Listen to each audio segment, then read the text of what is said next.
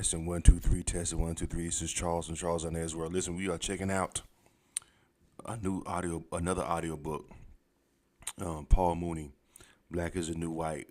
We've done a couple of episodes with this one, with me doing my reaction to it. But let's get into it, man. I like Paul Mooney. Rest in peace to the OG, one of the OGs of comedy. Let me just go ahead and check this out, guys. Hit that thumbs up button. Essie, how's your mom? I love you. Call me in an hour. I saw one episode. Grandpa has a heart attack. Lassie drove him to the hospital and made a left turn. I said, God damn, Lassie, this is a smart dog. Lassie got other dogs killed. Little ghetto boy hits his dog with a hammer, trying to get his dog to do what Lassie does. God damn, you better talk to me like Lassie. You don't? I'm going to give you to the Vietnamese family. Oh, when I'm up on stage, I'm watching the audience. That's cold-blooded, because, that's that joke that they say about what age people eat. It's like a hawk. I'm analyzing little ticks, tells, and reactions they don't even know they're having. I study them. I have jungle eyes. I don't miss a thing. I start to get so I can orchestrate my act. Some nights I feel like I'm Quincy Jones, like I'm playing the white audience like an instrument. That line will make them nervous, but this line will bring them back. I tease it to the edge. It's funny, isn't it? Most of the white folks at Ye Little Club laugh about everyone else. But when I talk about them, they suddenly lose their sense of humor. They freeze up like an engine out of oil. If I do it enough, if I push it too far for them, they get up and leave. So Yeah, so that if y'all go and watch some of Paul Mooney's old comedy stuff on YouTube back in the day, he would go in so hard on white people in the audience that they would get up and leave. And he always would say that. Like, he would joke about every other race, and they would just sit there and laugh. But as soon as he started joking about them, and then going in on them, and he would get a kick out of that. He would get a kick out of white people walking out of his show. Think, fuck them. I do it more than enough, and I push it too far. Some nights I'm not happy until I provoke a walkout. That's when I first find my true audience, black people, who are always with me. And brave white people, the non-rabbits of the bunch, the ones who can laugh at themselves. What I like about Ye Little Club is nobody ever tells me to tone it down. Right. I have to give props to Marshall Edgell, who runs the place, and to Joan Rivers for that. Joan has comedy in her bones. She knows never to fuck with anyone else's act. Ye Little Club is a free fire zone. It's like this little oasis of free speech in the middle of the 1970 culture wars. It's not celebrity heavy like the candy store. Only the hip people know about it. The wife of the chief of police of Beverly Hills used to be a regular. She was one of my first fans. She used to howl at my routines. But in those days, no one pays club comics anything. There are a lot of places where comics can go to do stand-up. The Etc. Club, Paradise Gardens, the Gypsy Club, the Blah Blah Cafe in Studio City, the Improv on Melrose. But all over it's the same. The Blah Blah Cafe. That's actually pretty. It's, the Blah Blah Cafe, the Blah Blah. They couldn't think of a name. It's actually pretty cool, though, the Blah Blah Cafe. It's catchy. You play for no pay. Owners are doing you a favor. The attitude is, get on television, then come back and we'll talk about paying you. Oh, wow. I'm not on TV yet, except for an uncredited walk-on in one of Richard's projects, a made-for-TV thing called Carter's Army. A cracker redneck sergeant commands a platoon of black soldiers. Richard is great as a medic who is scared of his own shadow. I'm one of the soldiers. The gig pays me scale for a few days, and that's worth it for me. Through James Watson, an actor comic I grew up with, I get involved in an anti-war improv group that Jane Fonda puts together. It's like a traveling carnival show with politics, organized by a peace activist named Fred Gardner. A folk singer named Len Chandler performs, plus a lesbian singer and actress named Holly Near. We put up a stage near military bases, like the one in South Bay at San Pedro, and play to the troops. There's a lot of anti-war sentiment among the soldiers, so we're a hit. We call ourselves FTA. Fuck the Army. My life is crazy. I'm working at make-the-rent jobs during the day, gigging at Ye Little Club at night, and then every weekend going out and fucking with the army alongside Jane Fonda. It's funny to work with Jane Fonda, doing anti-war theater during the day, and then see her old man coming to the candy store at night with his Hollywood pals. The actor Donald Sutherland joins the FTA troupe. He's a big name now, because he's coming off his breakout role in the Robert Altman hit movie, MASH. This is all old shit. If anyone among the brass asks us, we say that FTA means free the army. But everyone in the ranks knows the truth. Right. I know it myself from my hitch in West Germany. Whenever you are an enlisted man, the abbreviation FTA is always on your lips. If you are not actually coming right out and saying the words. The officers may not know what it means, but the grunts surely do. You have to understand that it isn't the hippies against the soldiers back then. Thousands of people who are in the military are anti-war. They know better than anyone else that Vietnam is fucked up. There's an anti-war petition, and 1,000 sailors on the aircraft carrier Coral Sea sign it. Man, Vietnam was crazy, man. Y'all look up Vietnam, man. Vietnam, boy, that was one of the worst wars. That was the most, and America went over there and slaughtered them people. Like, all those poor people over there. Like, crazy. Y'all look up Vietnam if y'all know anything about Vietnam. All you young people out there, hit that thumbs up button too. The military freaks out. The brass are terrified about insurrection in the ranks. In the Vietnam War zone, there's a new word, fragging. It's when an enlisted guy tosses a grenade into the tent of a gung-ho officer who is determined to get everyone in his outfit killed. Wow. Instead, the officer is the one blown sky high. Wow. This shit is heavy. This shit is too much. Damn. It's the Pentagon's worst nightmare. Wait a minute. Wait. They were killing sergeants? What did he, let me wind that back. What did he say that's called? Wow. They don't tell you about this stuff. Whoa, man. Hold up, y'all. Hitch in West Germany. Whenever you are an enlisted man, the abbreviation FTA is always on your lips. If you are not actually coming right out and saying the words. The officers may not know what it means, but the grunts surely do. You have to understand that it isn't the hippies against the soldiers back then. Thousands of people who are in the military are anti-war. They know better than anyone else that Vietnam is fucked up. There's an anti-war petition, and 1,000 sailors on the aircraft carrier Coral Sea sign it. The military freaks out. The brass are terrified about insurrection in the ranks. In the Vietnam War zone, there's a new word, fragging. It's when an enlisted guy tosses a grenade into the tent of a gung-ho officer who is determined to get everyone in his outfit killed. Instead, the officer is the one blown sky high. This shit is heavy. This shit is too much. It's the Pentagon's worst nightmare. So, wow. Wow. Check this out, man. Listen what he said. That's crazy. They're fragging. It's called fragging. When they turn on the sergeant, cause he's about to lead them. They know, hey man, this man finna get us killed, cause he's, cause you have a lot of them, like death wish. A lot of people that be in the army and the military have a death wish. I'm sorry, they be like death wish people.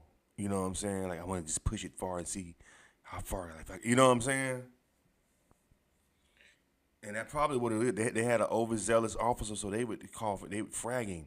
They would turn on the officer and throw a hand grenade in his tent to kill him. Wow. Woo. That's crazy. I tell you, man, Vietnam. See, this stuff they don't tell you in school. Fragging.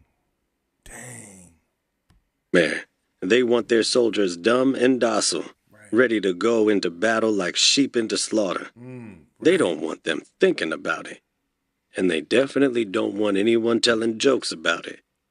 In 1971, we hatched a plan to take the FTA show on the road. That's right. You heard what he said? The military wants dumb people. They want people that are not too smart. That's crazy. to lead them into a slaughter. Wow, wow, that's deep. Man, I'm sorry, y'all, but this is a good audiobook. Tell you. We want to go to Vietnam to entertain and enlighten the troops there. Damn. But of course the Pentagon prohibits that. So we chart a 2-week tour of the Asian Rim, Hawaii, Okinawa, and the Philippines, winding up in Japan. It's supposed to be me, Peter Boyle, Donald Sutherland, Jane Fonda, and 2 or 3 folk singers. Folk singers all around, to the left and right, but mostly to the left. I feel like I am back in Joe and Eddie territory. Peter Boyle drops out at the last minute. We want to get Faye Dunaway. She's a big star because of Bonnie and Clyde, and I am absolutely nuts about her. I'm in love with Faye Dunaway. She's right behind Elizabeth Taylor in sexiness. When Jane Fonda says we have to go to Faye's house and ask her to come on our tour, I freak. What do I say to her? I ask Jane. What can I possibly say to Faye Dunaway? Don't you know? Jane says. You say to her the same things you say to me. You say, Hi, Faye, I'm Paul. Fonda can see I'm freaking when we walk up to Dunaway's front door. It'll be okay, Paul, she whispers to me. Just pretend Faye is nobody. Pretend she's white trash. Faye Dunaway answers her door and invites us in and says hi all around. Hi, Faye, I'm Paul, I say. But then she smiles at me and I fall apart. Jane Fonda tells me you're white trash, I blurt out. Faye politely declines to go to Asia with us to fuck the military. We go without her. The whole tour is modeled on Bob Hope's USO shows. He's the USO. That nigga ratted her ass. He said it. Oh,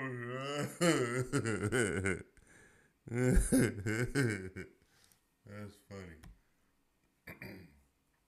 Oh, that's hilarious. We're the UFO, the United Freedom Organization. Nixon's buddy Bob Hope supports the war and entertains the troops. We figure the best way to support the troops is to be against the war that is killing dozens of them every week. The military hates us. He tries to sabotage our appearances by putting out fake corrections, listing the wrong time and place. At the back of every audience, there are stone-faced military intelligence spooks looking to intimidate the anti-war GIs. Fonda describes the show as anti-war vaudeville. We do a lot of Fragging-style humor, like a skit where I play a sergeant to Donald Sutherland's officer. Sutherland: Sergeant, I want to get a watchdog. Me: But sir, you're surrounded by thousands of troops. Why would you need a watchdog? Sutherland: Sergeant, I need a watchdog because I'm surrounded by thousands of troops. Exactly. On the DC-3 airplane that takes the troop around Asia, I get up close and personal with Fonda. She has just come off playing a hooker with Donald Sutherland in the movie Clute, the role that will win her an Oscar. She's living in Malibu, married to Brigitte Bardot's old husband, the French actor and filmmaker Roger Vadim, a real Hollywood girl. Jane Fonda is Bree Daniels in Clute. For an hour, I'm the best actress in the world, and the best fuck in the world. And later when Donald Sutherland turns her down for sex, men would pay $200 for me, and here you are turning down a freebie. You could get a perfectly good dishwasher for that. Fonda really is lovely in person, fresh-faced and pretty. But I don't buy into her sex bomb reputation from the movie Barbarella. Maybe it's the fact that on the tour, she still wears her hair in a Bree Daniels Clute-style mullet, which sort of cuts down on her sexiness for me. The troupe appears outside military bases, and we wind up playing to 60,000 soldiers. They're some of the best audiences I ever have. Hey, homeboy said her hair was cut. He ain't like how she had.